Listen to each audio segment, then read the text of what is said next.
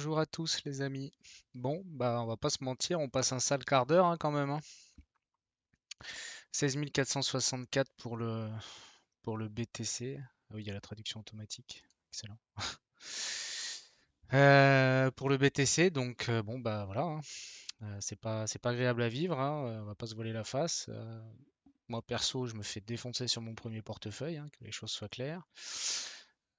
Néanmoins, ici, on a décidé d'établir un plan, c'est-à-dire que on va faire du DCA qui incluait le fait de rentrer environ 3 crypto-monnaies par semaine pour l'équivalent d'à peu près 300 euros par mois. Alors, c'est l'intérêt de ce DCA, donc ce serait totalement idiot d'arrêter de le faire maintenant si on est convaincu par le fait que, et ça je le suis, que ce qui se passe en ce moment impacte certes de gros exchanges et remettent certaines choses en cause, mais ça n'empêche que ça ne remet pas le monde de la crypto-monnaie en question.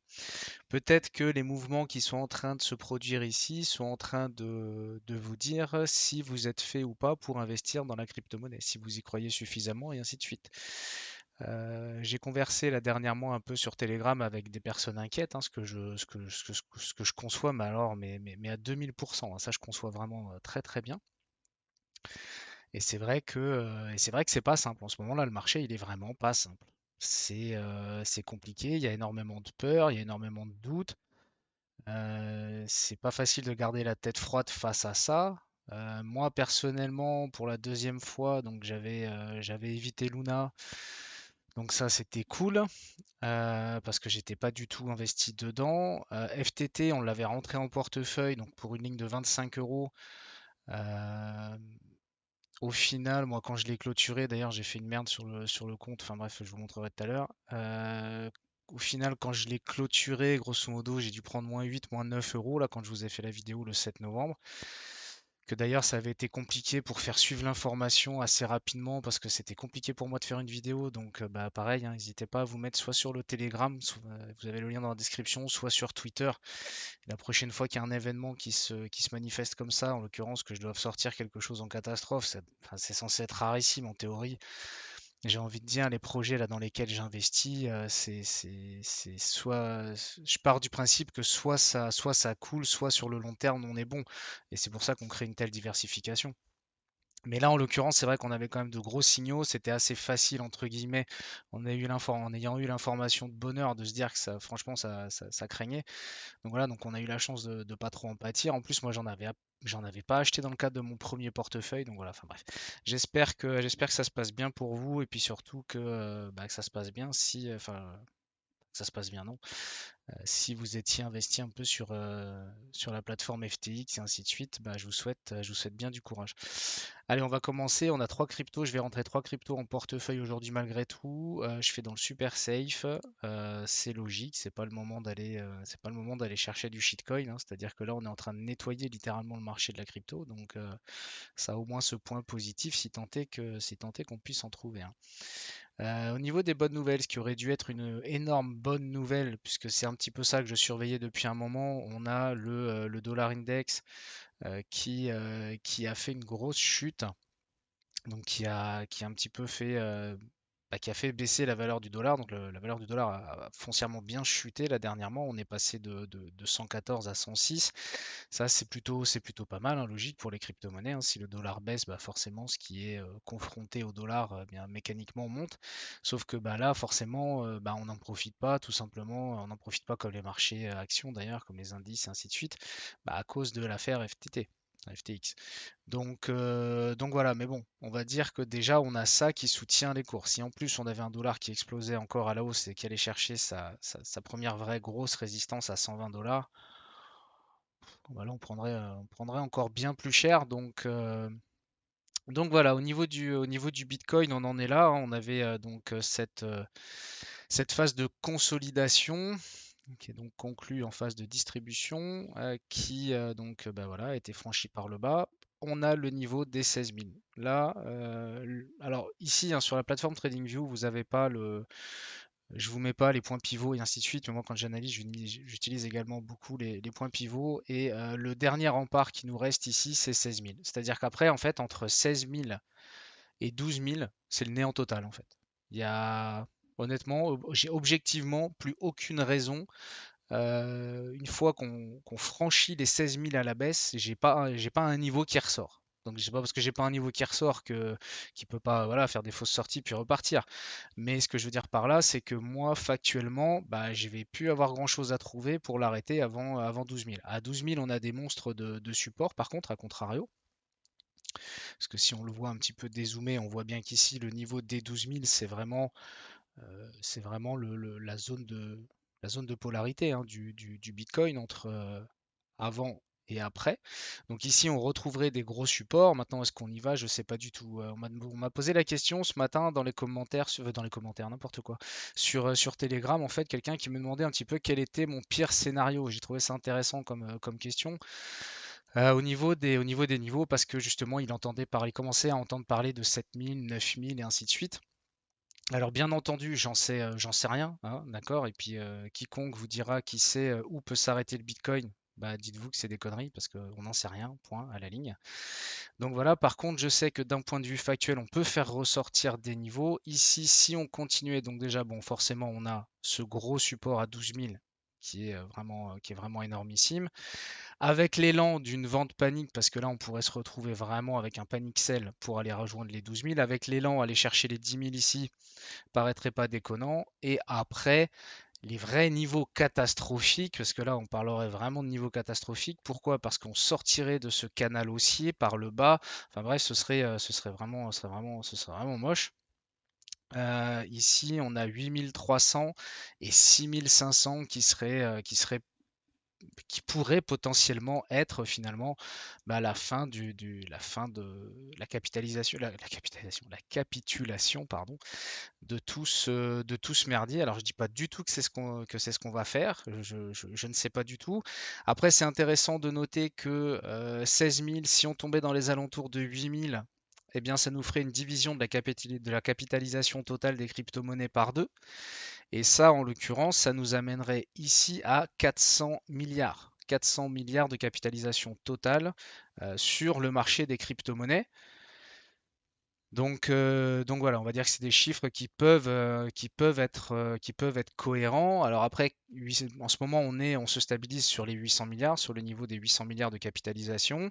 La division par deux donc, nous amène ici à 400 sur des gros supports psychologiques.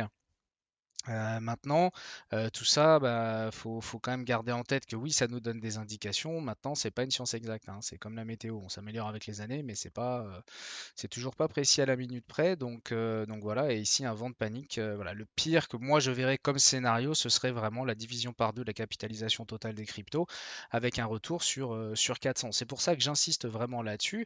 Posez-vous la question. Moi, je construis mon portefeuille pour moi. Comme j'ai dit, je le fais devant vous. Je suis pas conseiller en investissement, mais le truc, c'est que je ne sais pas dans quel langue le dire. En plus, je me rends compte de plus en plus qu'il y a des personnes qui s'appuient sur la sélection d'actifs que je fais moi pour construire un peu leur propre portefeuille. Et pour ça, bah, je vous remercie, j'ai envie de dire, pour la confiance que vous m'accordez. Mais quelque part, de une, moi, ça me met une pression de l'espace.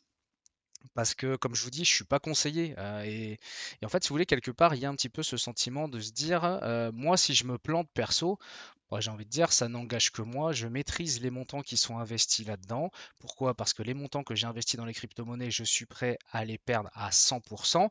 Si vous n'êtes pas dans ce cas-là, posez-vous la question de savoir si oui ou non, vous pouvez réellement investir dans les crypto-monnaies. Pareil, est-ce que vous avez bien compris la mécanique, si vous voulez, de la blockchain et ainsi de suite, et en quoi à l'heure d'aujourd'hui, c'est pas elle qui est remise en question dans ce panic sell? Vous voyez, c'est tout ce genre de questions qu'il faut se poser. Après, c'est pareil ici, dans le cadre de la création du portefeuille, on va être franc ici sur le BTC, si on regarde ça en tant que trader. Là, ici, acheter maintenant. Alors, c'est pareil, hein, quand je parle du Bitcoin, hein, quand j'analyse le Bitcoin, et effectivement, j'ai pas de Bitcoin en portefeuille. Mais pourquoi j'analyse en permanence le Bitcoin? Parce que bah, voilà, c'est le patron, hein. Donc, c'est pareil, ça, je mentionne pas.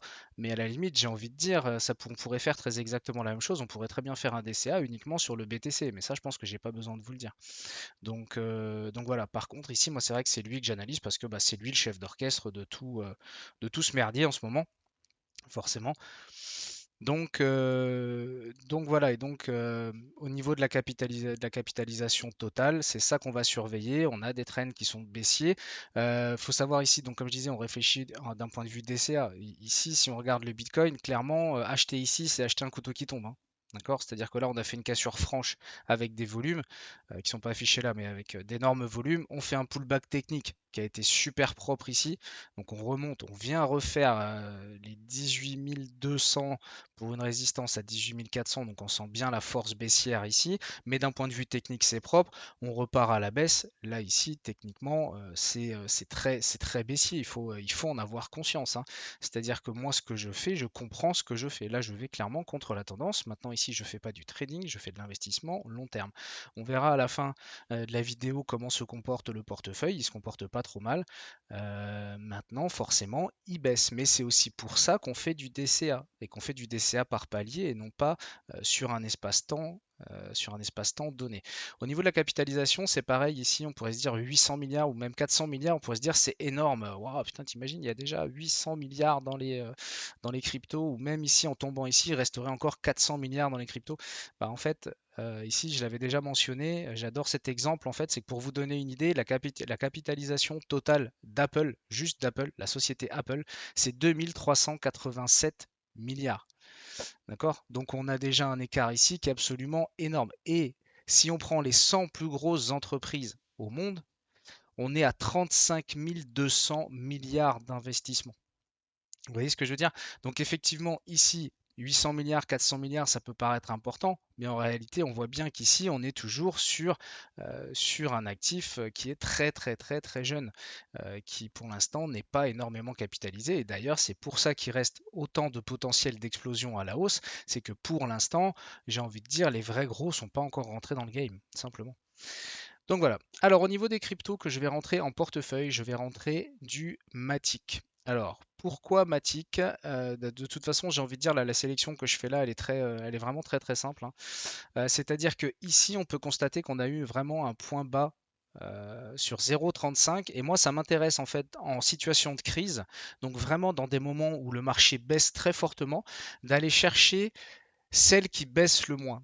Ce qui sous-entend que techniquement, quelque part, même si on baisse, alors c'est vrai qu'on pourrait se dire, ouais, mais c'est bête, tu profites pas d'opportunités à -7, à -15, à -20, à -25, à -35, il y en a, ils sont à -50%. Tu profites pas de ces baisses-là, c'est vrai, mais en même temps, j'essaye de construire un portefeuille qui est quand même sécuritaire sur le long terme.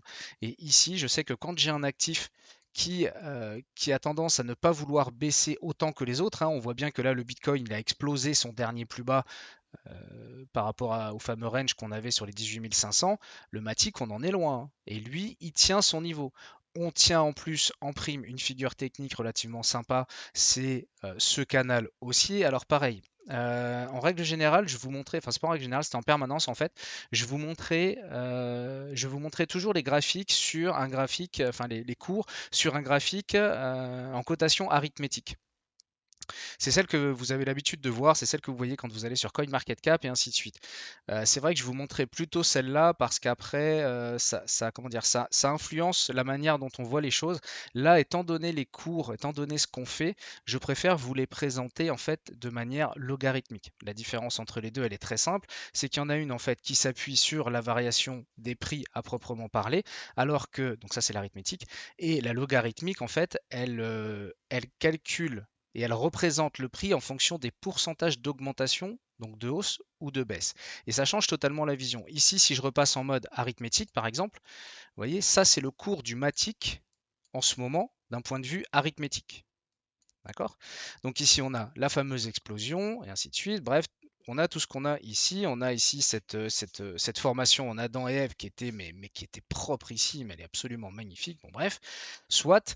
Maintenant, ici, c'est vrai que là, on est sur une crypto qui tient bien. Si on passe sur des cryptos qui se pètent la gueule, on a l'impression d'être déjà rendu super bas. Et ce qui fait qu'on a l'impression que le monde s'effondre. Alors que quand on passe en pourcentage de variation depuis la création du token et ainsi de suite, bah on s'aperçoit que visuellement c'est déjà quand même beaucoup moins, c'est déjà beaucoup moins catastrophique parce que si on part d'ici là par exemple si on prend le milieu de ce range et qu'on vient rechercher la hausse ici, on parle d'une hausse de 5 977%.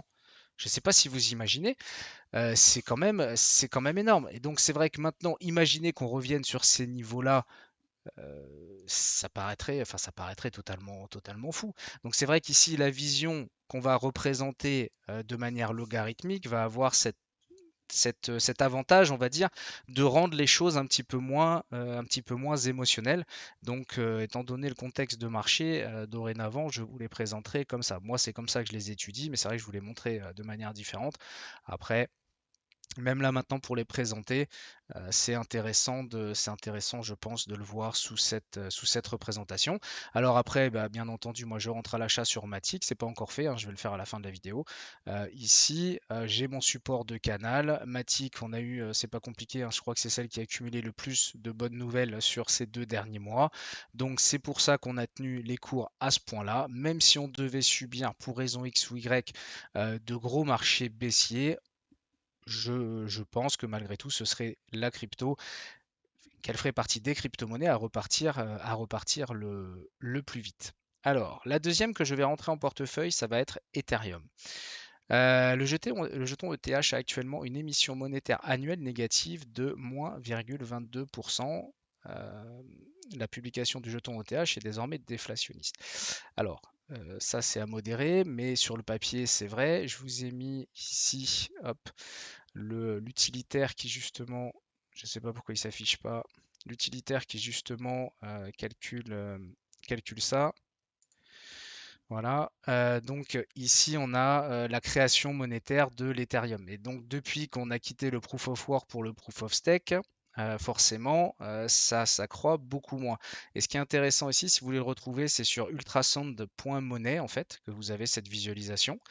Et ici, si on compare, en fait, ici, on peut comparer alors le Bitcoin. Donc ici, on a bien l'inflation du Bitcoin, hein, qui est connue, hein, avec le halving, avec la diminution des récompenses tous les 4 ans par 2 et ainsi de suite.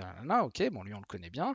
L'Ethereum, quand il était encore en proof of work, eh bien, on était sur une inflation de 3,54% au dernier truc, ok? Et là, en fait, on se retrouve quasiment à zéro le fait d'être passé là, et on est même légèrement en négatif avec les tokens qui sont brûlés et ainsi de suite. Donc, ben, à partir de ce moment-là, moi, d'un seul coup, l'Ethereum va se mettre à m'intéresser. J'en avais pas en portefeuille.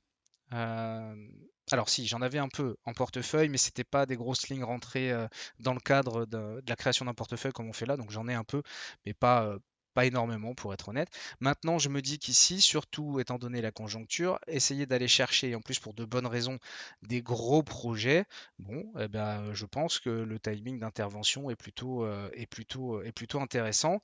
Et donc c'est pour ça que je vais rentrer Ethereum. Après, j'ai pas besoin de vous présenter Ethereum. Au niveau du timing d'intervention, pareil, hein, ici on n'est pas du tout en mode trading. Pourquoi? Pour la simple et bonne raison, c'est que ici en mode trading, on est pareil, techniquement, on n'a pas de signaux. Maintenant, moi je dois, parce que je me l'impose dans le cadre de la création de mon portefeuille, histoire de lisser mes investissements dans le temps sous forme de DCA technique, eh bien je me dois de le faire. Euh, Ici, on pourrait assez facilement se dire que les 1000 $ serait assez tentant. Moi maintenant, rentrer à 1002 et puis peut-être renforcer sur les 1000 et puis peut-être renforcer un petit peu plus bas en fonction de ce qui se passe dans le temps, bref, à suivre le projet bien sûr. Bon voilà, en plus ici on est sur la médiane d'une fourchette d'Andrew. Si vous connaissez pas, on en parlera dans la formation vite fait. J'utilise pas énormément, mais là c'est vrai que ça s'y prête tellement bien que bah, j'étais obligé de la tracer. Et donc voilà, donc ici on voit bien l'évolution au-dessus de ce canal, donc on pourrait résister sur ce canal, ce sera assez logique d'ailleurs de résister ici sur les 1000, et après advienne que pourra bien entendu, comme toujours, il y a un moucheron qui m'emmerde. Donc voilà, donc c'est pour ça que je rentre une ligne ici je rentre une ligne ici d'Ethereum, parce que je pense que c'est intéressant vraiment de rentrer un projet vraiment ultra solide en ce moment qui, un petit peu avec la même particularité que l'Ethereum, que le Bitcoin, non, que le Matic, ah, je vais y arriver, que le Matic, en fait, ici, on voit bien qu'on n'a pas réussi à les pulvériser les derniers plus bas, d'accord? Et donc maintenant, en plus, avec cette mécanique déflationniste gentiment en train de se mettre en place, bah là, d'un seul coup, il commence à me plaire vraiment, donc j'ai envie d'en rentrer tout simplement, hein, donc voilà. Et puis ici, voilà, on n'a pas été faire les, on sent qu'on résiste mieux quand même que les gros. Alors ça paraît toujours pareil, hein, ça veut pas dire qu'on peut pas y aller, ça veut pas dire qu'on peut pas se péter la gueule. Ça veut juste dire qu'ici, factuellement, ce sont des tokens qui résistent mieux que les autres. Pour le dernier, alors honnêtement, c'est pas uniquement à cause de lui, mais ça en fait partie malgré tout. On a un point de vue là, on a Elon Musk qui s'est exprimé sur le truc. De son point de vue, la débâcle de FTX a même été utile. Ce que les utilisateurs doivent apprendre dans l'utilisation des crypto-monnaies, c'est que la crypto-bourse ne sont pas appropriées pour le Bitcoin, Ethereum Co pour acheter ou vendre. Alors, ce qui veut dire par là, en fait, c'est surtout dans l'esprit de conservation. Alors, c'est vrai que c'est pas très agréable d'entendre ça maintenant si vous aviez des fonds investis chez FTX, par exemple, et tout comme moi, je les ai chez Binance, hein, d'ailleurs, entre parenthèses. Euh, et c'est vrai que, par contre, ça relève quelque chose que je vous ai dit un petit peu en début de vidéo, c'est que en soi, oui, on a clairement une problématique sur un exchange. Maintenant, est-ce que ça remet en cause la révolution de la blockchain et des crypto-monnaies? Pour moi, en aucun cas. Je dirais même au contraire, ça ne fait que prouver, une fois de plus, qu'un établissement centralisé, qui en l'occurrence nous permet d'accéder à un monde décentralisé, bah, c'est peut-être pas la meilleure méthode pour la crypto-monnaie. Et donc ici, bien forcément, lui, qu'est-ce qu'il nous met là? Je sais plus. Pour cela, il faut utiliser voilà, son propre cold wallet. C'est la seule façon d'être protégé à la fois contre les faillites et les pirates. Alors, je ne vous cache pas que de mon côté, j'avais une clé Ledger qui traînait dans un coin. Ça fait 6 mois. Je l'avais toujours pas installée. Je m'en étais toujours pas occupé. Et c'est vrai que bah, là, dans le coup, ça m'a donné envie de m'y mettre, forcément, malheureusement. Après, de toute façon, il fallait bien que je le fasse un jour. Et c'est vrai que là, dans le coup, je suis en train de creuser côté Ledger. J'ai importé mes premières cryptos sur une clé Ledger. Donc, bien entendu, je pense que je ferai une vidéo dessus une fois que j'aurai bien compris toute la mécanique toutes les subtilités de cette clé Ledger, un petit peu comment ça fonctionne et ainsi de suite. En gros, je vous en parlerai quand je saurai de quoi je parle, parce qu'en attendant, c'est pas très intéressant, encore que. Donc voilà. Et c'est vrai que, bah, c'est vrai que la question se pose surtout quand on hold, quoi, hein. Après, c'est vrai que l'esprit d'utiliser principalement les exchanges pour faire des allers-retours et ainsi de suite assez rapide, pourquoi pas. C'est vrai que holder, alors je vais être franc avec vous, hein, ça devrait peut-être même pas en tant que youtubeur, mais ça personnellement, je m'en bats les couilles parce que je me considère pas en tant que tel. Je suis investisseur, je suis pas youtubeur. C'est que c'est que forcément, vous savez, tu sais, quand on vous met des liens en dessous, c'est des liens d'affiliation, on est censé gagner X pourcentage à l'heure d'aujourd'hui, ça représente que dalle, hein. Alors quand je vous dis que ça représente que dalle me concernant, ça représente vraiment que dalle. C'est pour ça qu'honnêtement, de toute façon, j'en ai un peu rien à foutre. Je le fais par principe, parce que ce serait dommage, sachant qu'en plus, vous, ça vous fait profiter de pourcentage de réduction sur vos commissions. Donc c'est cool, moi ça m'aide un peu, mais honnêtement, je les ai pas touchés. Il faudra que je vous montre un coup ce que ça représente. Je sais même pas comment on les débloque ces trucs, mais ça représente 0,000x Bitcoin, ça représente rien du tout. Bon bref, bon toujours est-il que c'est pas forcément ce que je devrais vous dire en tant que, mais pour le coup ça c'est pas ce qui m'intéresse. Donc peut-être qu'envisager du stockage sur des portefeuilles type Ledger, bah, c'est vrai que c'est un contexte comme ça, tout du moins, ça fait réfléchir. Voilà, bref, à voir. Ensuite, pour lui, donc je pense qu'il est probable que le Bitcoin, l'Ethereum et le Doge aient un avenir. Donc c'est pour ça qu'on va en arriver à la dernière crypto. C'est que malgré tout, le Doge, qu'on le veuille ou non, bon déjà il a sa place au market cap. Que ça fasse râler, que ça fasse pas râler, moi je m'en fous. Je m'attache principalement aux faits. Et les faits, c'est qu'on est dans le top 10 du market cap. Donc voilà, et que derrière, avec Elon Musk qui vient d'acquérir Twitter, qui a très fortement l'intention d'importer des moyens de paiement et ainsi de suite, et qui soutient de plus en plus ouvertement le Dogecoin, eh ben, sincèrement, ça me suffit totalement pour rentrer une ligne de plus. On se retrouve encore une fois dans la même schématique que les autres, c'est-à-dire qu'on fait partie des rares crypto-monnaies qui n'ont pas explosé leur plus bas. Donc, on a malgré tout, alors on va pas se voiler la face, hein, principalement grâce à Twitter et Elon Musk, on a ce maintien qui est intéressant. Et je me dis qu'à 0,08 centimes, eh ben, ce serait idiot de pas en profiter. Après, bon, voilà, on avait une très grosse explosion là jusqu'à 0,15. On a retracé 50%, 0,618 à peu près de cette explosion dans un marché qui est très fortement baissier à l'heure actuelle. Le Doge se tient. Moi, je crois sincèrement au fait que bien Elon derrière peut créer de l'utilité à ce token et que d'un seul coup, bien l'avenir soit meilleur. Pareil, ça n'engage strictement que moi. Voilà. Donc je rentre les trois en portefeuille. Voilà, donc ça c'est fait. Ici, on va retrouver donc les achats. Alors, on a ici le Doge, l'Ether, le Matic, ce qui fait 295 Doge, 0,0200 0,02, voilà, j'ai arrivé Ethereum. J'ai pas l'habitude d'avoir d'aussi petits chiffres en vrai. 28,1 Matic en l'occurrence qu'on va aller rentrer dans le portefeuille. Alors au niveau du portefeuille, bah, on se fait ratiboiser. Alors c'est ici que je vous disais, j'ai eu une merde en fait. C'est qu'après avoir sorti le FTT, forcément j'ai voulu le sortir de ce portefeuille-là. Le problème qu'il y a, c'est qu'en fait, comme un connard, eh ben, j'ai supprimé la ligne complète que j'avais mis ici dans le portefeuille, je l'ai supprimé. Ça veut dire qu'en fait, lui, il n'a pas pris l'opération de perte négative ici dans le calcul. Alors, elle n'était pas énorme, elle était de, je vous dis, 7 ou 8 euros, je crois, un truc comme ça, sur les 25 qu'on avait investis. Mais bon, donc voilà, donc ça se joue à pas grand-chose, mais n'empêche qu'ici, bah, en fait, je l'ai mal fait, puisqu'en fait, visiblement, quand tu veux retirer un token, mais que ça reste intégré ici donc dans ta courbe, ce qui m'intéresse, parce que moi l'idée c'est pas de vous cacher que j'avais du FTT dans mon portefeuille, il n'y a aucun intérêt. C'est juste que ici, bah, dans le coup, c'est vrai que j'aurais bien aimé qu'il apparaisse la chute. Bon, 7 dollars ici, hein, vous voyez l'échelle, hein, on est ici, on a eu un plus haut ici à 300, allez, 309.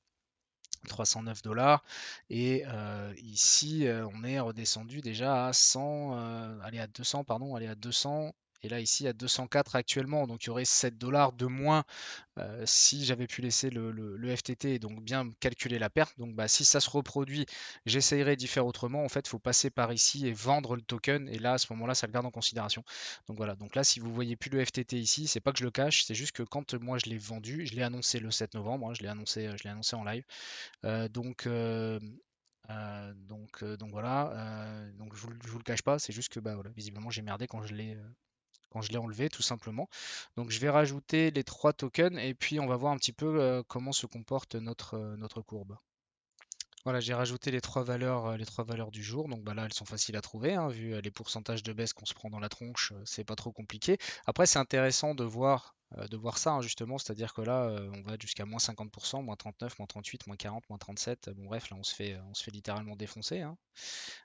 C'est intéressant ici de voir malgré tout donc cette évolution de courbe depuis la création. Donc là, ici, bien, en réinvestissant ces trois cryptos-là, bien, on revient sur les 280 dollars. Nous, on sait bien entendu qu'on a investi plus que ça, hein, puisque ici, on est monté jusqu'à 300 et quelques, d'accord? Mais ça n'empêche que psychologiquement, on voit bien tout l'intérêt du DCA ici. C'est-à-dire que quand on regarde cette courbe-là, d'accord? Si je vous mets la courbe, par exemple, sur les dernières 24 heures, bon, bah, hormis, ouais, bon, j'aurais peut-être dû vous la montrer avant, parce que là, forcément, ayant rajouté les 3 fois 25 dollars ici, bon, ça crée la hausse.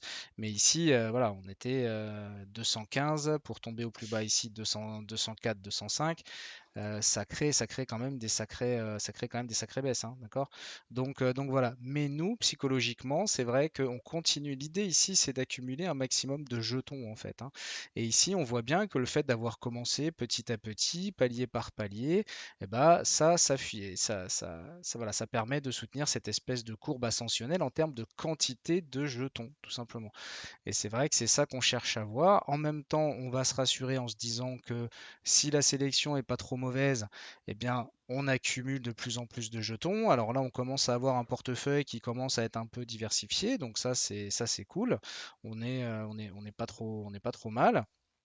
Après, dans la continuité de la chute, si tel devait être le cas, eh bien, je pense que je commencerai à renforcer certains projets de type Atom, de type Chainlink.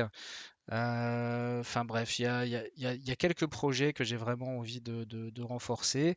Donc voilà, si jamais ça repart à la hausse et puis qu'il s'avère qu'on a d'autres opportunités, bah tant mieux, la question se posera pas.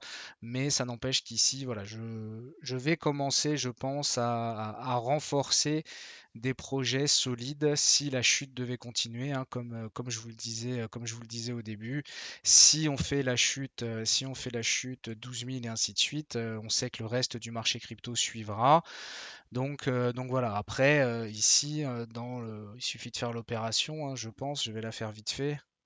Ici, on a 15 crypto-monnaies en portefeuille, exempt FTT avec la mauvaise manip, hein. Ce qui représente ici 25 euros. Donc j'ai investi toujours pareil, 25 euros enfin 25 dollars par crypto, ce qui représente 375 dollars. Donc, on a 375 dollars d'investis maintenant. On s'est quand même pris des belles claques et ainsi de suite. Le portefeuille est à présentement 280 dollars. Donc, certes, on baisse, mais face à la chute qu'on est en train d'affronter, eh ben, je trouve que c'est pas si mal, surtout avec des montants aussi petits. Surtout si vous avez bien fait les choses, c'est-à-dire que ça, ce sont vraiment des montants que vous êtes prêts à perdre, j'insiste là-dessus. Ça se passe pas trop mal et pour l'instant on se retrouve avec des tokens à meilleur prix. Voilà, je fais pas plus long, on continue de surveiller le marché. Je suis en train de travailler sur des vidéos à côté, mais je change totalement le format, ça me prend des heures. Mais bon, le résultat a l'air d'être sympa, donc voilà. Donc la prochaine fois qu'on se revoit, pour l'instant, je pense que c'est pour rentrer de nouvelles cryptos en portefeuille, mais je continue de travailler à côté. Portez-vous bien et puis bien, j'espère que vous subissez pas trop cette tempête. Voilà, je vous souhaite une très agréable soirée. Ciao les amis.